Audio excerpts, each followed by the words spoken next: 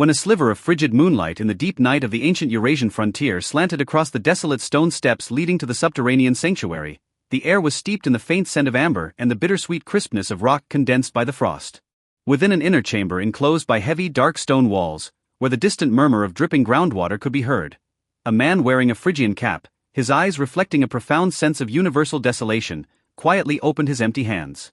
He was not plotting to sweep across the battlefield. Instead, within his mind, utilizing an inner imaging sharpened by long vigils over sacred covenants, he repeatedly ruminated on the cosmos's philosophical metaphors of balance. He was Mithras, the god of covenant and light, an intellectual sentinel who chose forbearance at the zenith of power, exiling himself within the silent caverns for millennia. This is a chronicle of how restraint erupts into power, and how disappearance is transmutated into nobility.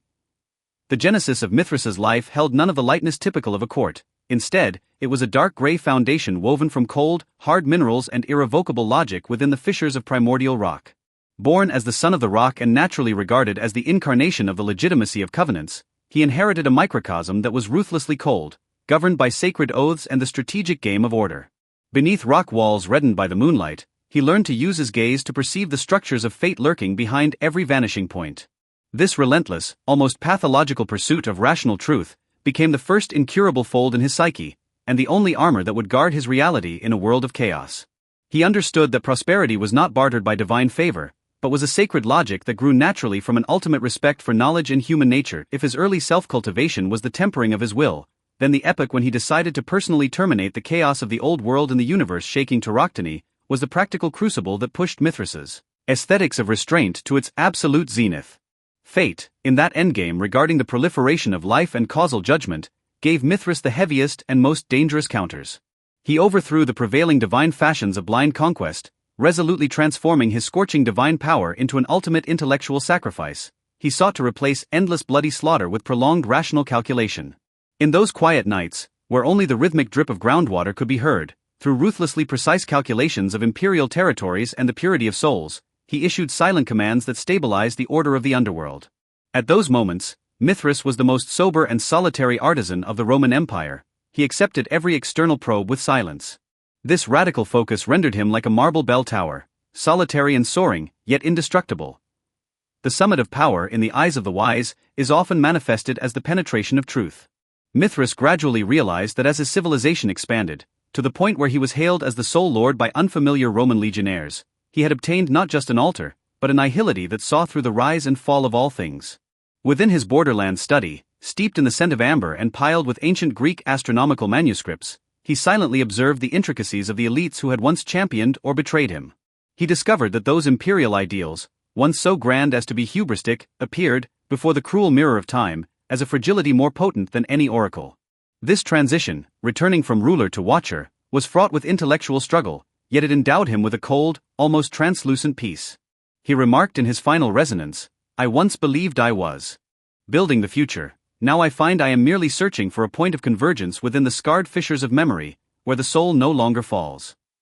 Mithras's final season was spent in a state of profound solemnity and a silence illuminated by the radiance of a sage. It was the eve of dawn, as the gods gradually receded. The fine rain of the frontier fell without a sound, washing the stone steps into a translucent, solemn gray. By then, the god of covenant had become remarkably weightless from tens of millions of years of guarding. His once heavy Phrygian ceremonial robes now hung loosely upon his slender frame, or perhaps upon a will that had nearly turned to shadow. In his final conscious moments, he refused the suggestion to return to the new temples for coronation. Instead, he requested the spirit winds carry him to the cliffside overlooking distant hearthfires, to listen one last time to the tides, a melody belonging to his inner self, with no audience but the void. He closed his eyes, tracing a final arc of completion across his chest with hands that had held 10,000 scepters and turned 10,000 star maps. At that moment, no bugles sounded across Eurasia. The evening wind simply carried away the final sigh of this great recluse. Even today, 2,000 years after the myths faded, the name Mithras remains the sole sanctuary for many insomniac seekers in the deep of night. What he left behind was not a towering monument of victory, but a spiritual template of self-restraint and high-born departure. In absolute shadow, he maintained absolute sobriety. Amidst absolute temptation, he held onto absolute logic. Beneath the ruins of the cavern sanctuary, worn smooth by history, he maintains that posture of leaning his head to listen, as if still soothing this increasingly restless and anxious world. His life was an eon-long cultivation of deconstructing brilliance, an intellectual long march seeking sacred rhythms amidst the chaotic dust of the world. Mithras' story thus draws to a slow close amidst the fading whispers of the water in the cave.